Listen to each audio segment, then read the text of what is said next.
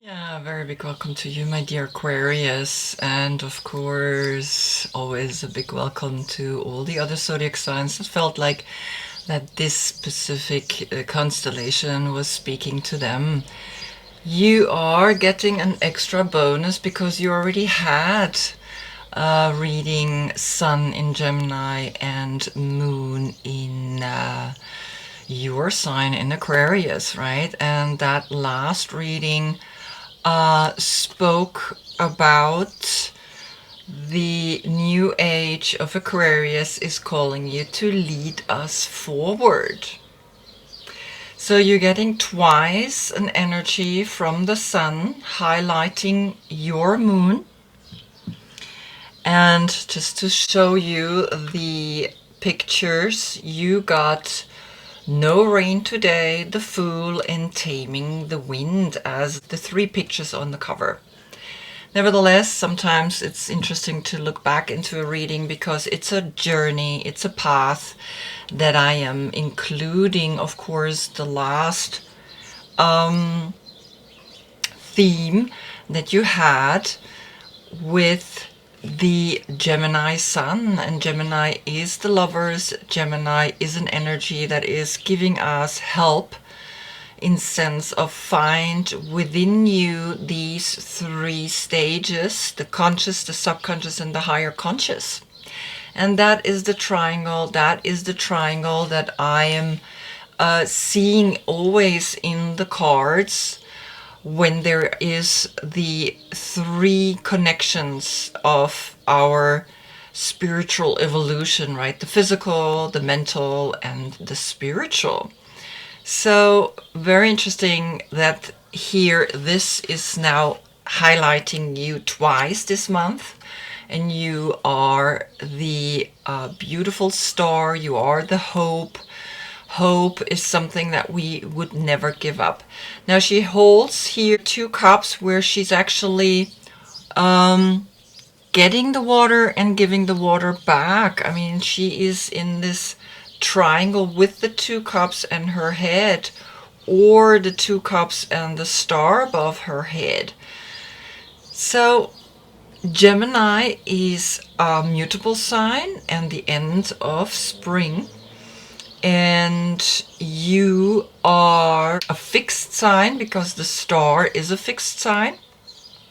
And fixed means that you are pretty much clear in the things that you want. Here we adapt. I mean, so the sun is saying to you, start adapting to whatever this is now bringing to you, whatever this is wanting to highlight into this waning moon. Now, I do these readings because I'm studying the tarot, because I am creating my own tarot deck mixed with yoga positions, because I teach teacher trainings, and I noticed that when we put ourselves into a pose, it really does something to us. So for Gemini, I picked the king pigeon position. Very difficult to achieve. You gotta really open yourself up. You gotta really create a circle within these 3 points within yourself, because the body part for Gemini are the arms and the hands, and when they reach back to the feet, it's really the subconscious that is looking up to the higher consciousness, that's always connected to the higher consciousness. It's this part that says, I believe it or I don't believe it. Because he's not looking up, as you can see, right? He's looking at her and she's not looking at him. She's looking always up to him, and higher consciousness is looking down. Now this energy here with the feminine triangle pointing down, the masculine pointing up, and of course the lovers, the two people, the couple that is feeling this big energy up in the sky. For you, I created a side plank with grabbing the foot, and one hand is on earth, one foot is on water, because you have one foot in water, one on earth, and the other two are doing the giving and taking. And I decided that the other two go up in the air because you are an air sign. Transforming yourself through the 6 stars. Here are the 6 stars as a circle. The 7 stars is falling down, and through the falling he is passing, or you are passing through the hexagram and becoming then the Earth star, which has now 8 rays. The court card that is yours is the King of Swords. If your birthday is between January 9th and February 7th, you are this court card. If you have a different birthday, please look in the description. I have listed all the court cards and all the cards that I'm using. I use quite a lot. I go through a history, I go through a story. I started in the 15th century and ending in the 21st century. Almost 600 years, right? So, because I want to see how they interact, how they speak to each other, how this evolving energy of the tarot has marked some of the most amazing artists and occultists and magicians themselves, right? And wanting to bring us these messages that our subconscious, that our soul is picking up right away and really intuitively knows what to do with it. The first card that is coming up is from the Visconti Sforza Tarot, and the Visconti Sforza is quite a love story. Here, the same way that in this one, The Lovers, the family Visconti had a daughter and the family Sforza had a son, and back then money married money to ensure that the money was safe. So the beautiful story already that I got actually in this month, this deck. And the 9 of Wands is speaking of moon in Sagittarius. Now we had a full moon in Sagittarius, and that was quite a very intense full moon, I guess, for you. It marked you. It kind of gave you an information. It gave you something. And so it's coming up as the 9 of Wands. And the 9 of Wands is speaking about no matter what is happening, you focus on that central wand that gives you the strength to continue no matter what is happening in your life. And as you can see, you have 1, 2, 3, 4, 5, 6 full squares or diamond-shaped squares. And the 6 again comes back to this 6. The 6 is again and again the hexagram that brings the 2 triangles of feminine and masculine together. It's the oldest symbol there is, really. And so you are getting a focused understanding that love is the only way that can make your action successful.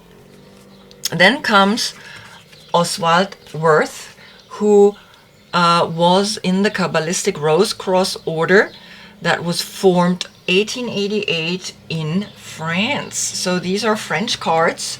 Le Battleur. Le Battleur is the magician, is the card number 1. And I do have English, German, and French and Spanish cards lying here. I speak 3 languages. The Spanish I understand because I speak the French. So that you just know when you see the cards at the end, I take always a picture so you can do the reading yourself again. So here Le Battleur, the magician, is speaking about, yes, use that 1 wand and you have now access to the coin, to the sword, and to the cup. And he's standing on this 3-legged table. We don't see the 4th leg. It's almost like it disappeared, or they just didn't decide to paint it. So the 3, again, always the 3 is the importance to understand that out of 2, the 3rd is coming. Out of 2 people, out of 2 triangles, we get the rose growing on that as a foundation. So you create something that you want to bring forward. And of course, these people, when they created 1888, this order, immediately they show you, yeah, 3 times 8, a portal. 3 is the power in the chakras, and 3 in the Kabbalistic tree of life is Binah, the understanding. So understanding that we have the power to access an earth star, which is you, the number 8, right? So there is this 888, 3 times 8, portal, and now a fourth 8 is kind of speaking to you on top of when this was formed. And back then, when you were part of this order, you had to study and learn your own tarot and then paint it, either the 22 major arcanas or all of it, right, if you were drawn so much into it. Then comes the Order of the Golden Dawn, which used the Hermetic Tarot here in black and white, very beautiful. The Empress is coming, the number 3, again the 3 as that empowered new generation that is growing out of the fertile ground of the Empress. She has all 12 stars above her. She is sitting here really empowered. She has angel wings herself. So you are moving right away from 1 to 3. And this order, of course, was formed 1888 as well in London. So we have here 6 times the 8. 6 times the 8 is speaking about the power to find your third eye, or the heart, the Netzach in the tree of life, right? In the chakra, it's the third eye, the 6, and in the tree of life, it's Netzach. It's that victory, it's that happiness, it's that beauty. To understand that you can create the next step forward. Now, you can see I'm going through a history here, and of course I'm really picking the most important tarot decks and artists that really shape the history of tarot today. And out of this order comes Arthur Waite, which created the Rider-Waite, and Aleister Crowley, which also is coming in the first row. Then comes the 1920 was Arthur Waite's Rider-Waite deck published. The Two of Coins, and the Two of Coins speaks about Jupiter in Capricorn, speaks about the Lord of a harmonious change, a change that we can see is with 1 foot. He stands here, he's juggling in the infinite 8 symbol again, connecting to the card number 17, which then becomes an 8. And you do learn and understand that everything has its movement between the polarities, which is also shown here in his head. His head is created with an 8 in it. So this infinite dance between male and female, or whatever polarities are being shown in the card, is at the heart of our evolution. Then comes Aleister Crowley, and Aleister Crowley's story is quite also mystical, because after his death it took 22 years to publish it, 1969. And of course there are 22 major arcana, so as well here a quite powerful story. And of course he was also part of the Order of the Golden Dawn, and then stepped out and created his own tarot deck. Now here you have the Knight of Pentacles. The Knight of Pentacles is a very steady, very grounded personality. It's a Virgo. Now, if there are cards coming up which have a court card in it, it can be that there is a Virgo influencing you or supporting you, or it is that you are taking those energies on and you want to go and move forward and really grow and be stable. Then comes Salvador Dali. And Salvador Dali, very fascinating, 1970, where it is published. The Fool, El Loco, in Spanish. Now the Fool, as you can see, very fascinating how he as well is giving us an understanding that with the 0, things can begin again. A 0 is nothing and everything is a circle, and you have the power to trust whatever wants to begin here, and whatever you are looking at is out of a stability you decided to begin a new chapter, begin something in a new way, right? So the Fool is a very major energy, because the Fool can be 0, but the Fool can also be 22 cards. Like Aleister Crowley, like after 22 years they published his deck. So 22 or 0, which one, right? Then comes the Golden Dawn Tarot. Now fascinating here is that this tarot was published in 1978 by Robert Wang.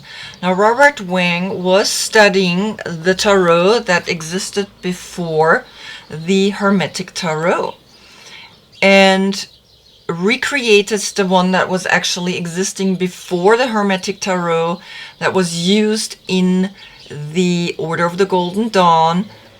And so nevertheless, I leave it here in the timetable after Salvador Dali, right?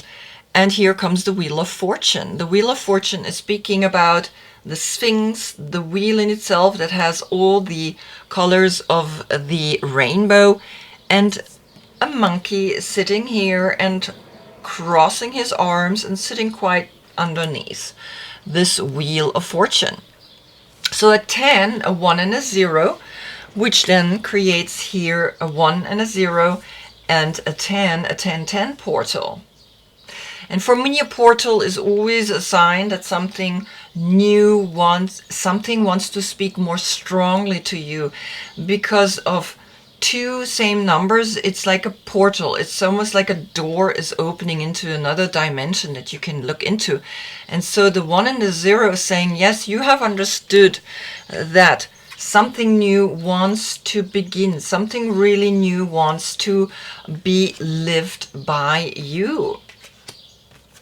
Hermann Handel, a German artist that I found very fascinating as well, created out of the court cards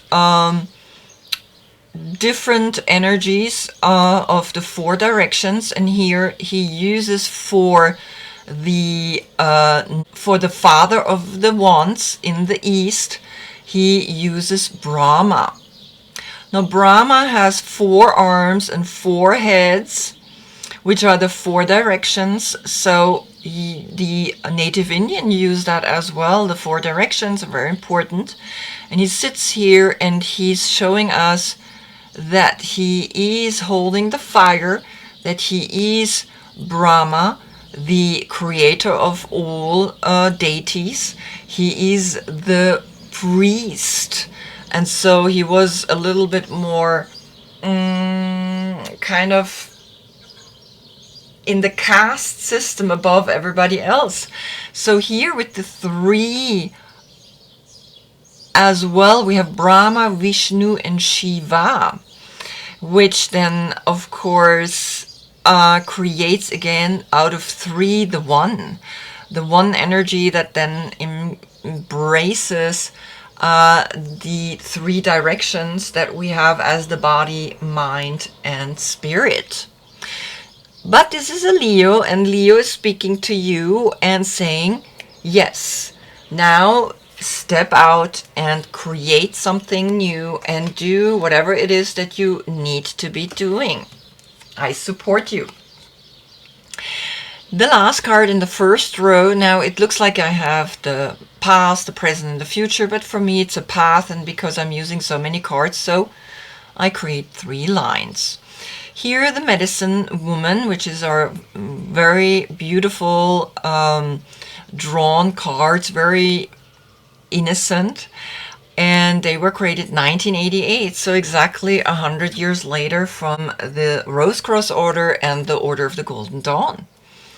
Here, the three of stones are coming up, and that's Mars again in Capricorn. So you already had Jupiter in Capricorn, the 2. You were juggling, you were like figuring out always the duality situation. Then you get the 3 spirits, the 3 as a sign that's saying, hey, reconnect to the 3, because that you can build something. You can really create something new.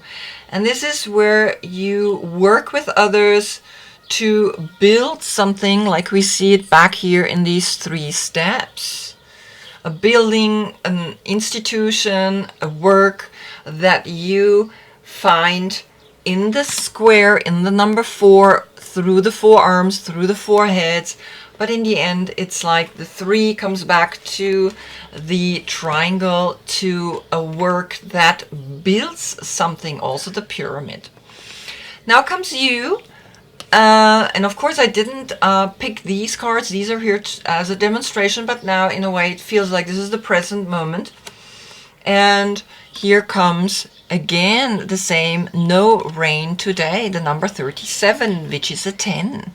So the 10 speaks directly to this 10, the Wheel of Fortune, and of course to the Magician and the Fool. So you have a 10, 10, 10 portal. 3 times, again, remember the power or the understanding of what power does to us. And so she is looking away and she is saying, okay, where do I want to go? Because you're looking straight at us, and then you realize, okay, I'm gonna move forward. I'm sitting here, I'm holding a clear thought, I'm holding my clear mind, and you have just 2 birds over your left shoulder, that intuition, that understanding that duality is always at its play. And with the duality, we learn really to understand that things are coming and going. Now I'm just seeing that here is as well a 3-3 portal with the Empress and the 3 of Pentacles. 2 times 3, creativity or sexuality in empowerment, right? And understanding that if you hold this energy very clear within you, these are the 2 triangles, this is the hexagram, you can create literally anything. Now she's looking over into the next card, which is then the Chariot, the number 7. And she's looking over and she's saying, I want to get out, I want to move forward. And of course, when the Earth is turning soon on the 21st, 22nd, the Sun will stand in Cancer, and that's the Chariot. So we will look up and we will see the Sun, and we will have Cancer guiding us and leading us forward, also with the white and the black horse. Again, the duality come into play, the 2 as that we have to find within us the connection to create the new. And so here you want to go out, you want to be in the summer independent, you want to be strong, you want to create something worthy, because now you get a 7-7 portal with the Holy Mountain. The number 7, you're sitting here in a mountain, you left the city, you took the horses, and you're going with your chariot out in nature, and you're going deep, deep up into the mountain, and you say, I want to meditate, I want to go deep within, and I want to understand what else is there? What can I create? Because the 7 is the 7th chakra. And of course, that's a higher consciousness that is, if we understand it, we can communicate it to other people. And then comes the frog, beautiful, connected as well with Cancer, which is water and water. And the frog lives or grows up mainly in water, and the soothing rain is coming down. Maybe when you're up here, you start realizing water is healing, water is helping you to release things that have, you know, giving you maybe once in a while also a hard time. And you got no rain today, but the rain is coming when you go outside, when you decide to get out of the city, get out into the mountain, get out into the forest, get out into the lake, and heal yourself profoundly. Because the frog is then looking at the 7 of Pentacles. Exactly. So you have a 7, 7, 7 portal. Right? Very beautiful, with the frog in between, which is a water sign, which is saying get out, heal, and heal further your understanding of money. Heal further something that was quite intense here in the moon of Sagittarius. And you are putting your left hand over this little plant, and you're protecting it, and you're giving it its attention so something can grow and something can really shift in your life, and realize that you always have been working, you always have been working hard, but now you really understand and look back and know that you can also protect what you build, right? This is Saturn in Taurus, which is, of course, Taurus is an earth sign. It's a stable energy. The last row, the Creativity Oracle, speaks now about communication. The clarity, interactivity, and timing of communications is critical. So, of course, the Creativity Oracle is saying now, please understand the communication that wants to come to you. Please understand the number 4. The number 4 is a very important number. The number 4 is speaking to here the forearms and the foreheads, and is speaking also to here the 4 as a building, as a square, and that you have the power to build something. You have the power to see that in the communication things, dreams, and ideas can be shared, and so we can build with others. And there's only 2 people, because then comes really the Gemini, the lovers again, that you get a second reading in this month, speaking to you that the last message, the new age of Aquarius, is calling you to lead us forward. So yes, lead us forward, because you did get the Magician, you did get the Empress that's saying, yeah, I'm creating. You got through a Virgo foundation, and you have the Fool that wants to begin again and again and again and again, right?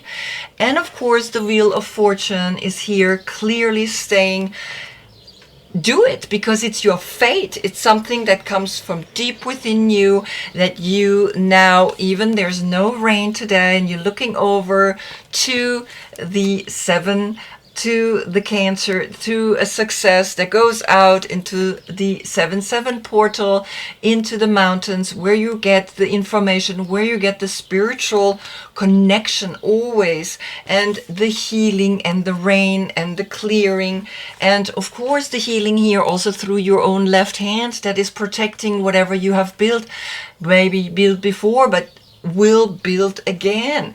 And then so here, stepping forward, you are invited to take really a step into the 6-6 portal, right? Because this is the number 42. Take that leap of faith in also relationships, because here usually I would say find the relationship within you, but here you can also find a relationship between 2 people that are extremely opposite of each other. She's a human becoming a bird, and he's a bird becoming a human. And that leap of faith, the trusting that even opposites can unite and create something quite strong, gives you a leap of faith into new money, the money of a higher consciousness, a money that is supporting you, the Ace of Materials, the Ace that is saying, yeah, you've protected before, so now I give you more, because you're protecting the money, you are connected always with the money, you are spiritually strong and stable. And so here this is now leading into the last card, which is the number 57. And the number 57, you're meditating into this building of stones that are giving you a visual of a labyrinth. And you have 1, 2, 3, 4, 5, 6, 7, 8 stones. And 8 is connected with you. You are the next age, an age that lasts 2,100 years, 150 years, something like that. You are that age. So here you are realizing this is a bonus reading telling you, yes, lead us into the age of Aquarius. Help us to understand what is coming at us, but also help us to understand that deep healing is necessary for the earth, the deep healing that we always need, the green, we need nature, we need to live in sync with everything around us. And I think that's what's really speaking to us through you. So just understand that this message is really literally a confirmation from the last. Wow, what a beautiful reading. So I hope I see you then, of course, in the next, because the earth is turning in such a way that we see then behind the sun the constellation of Cancer. Cancer is here, the healing is here. The healing clearly is saying, yes, heal yourself and bring the hope down, and understand that you are the Earth Star. You are truly the Earth Star that is helping us to evolve into the next dimension. Until then, I thank you so much for being with me. Namaste.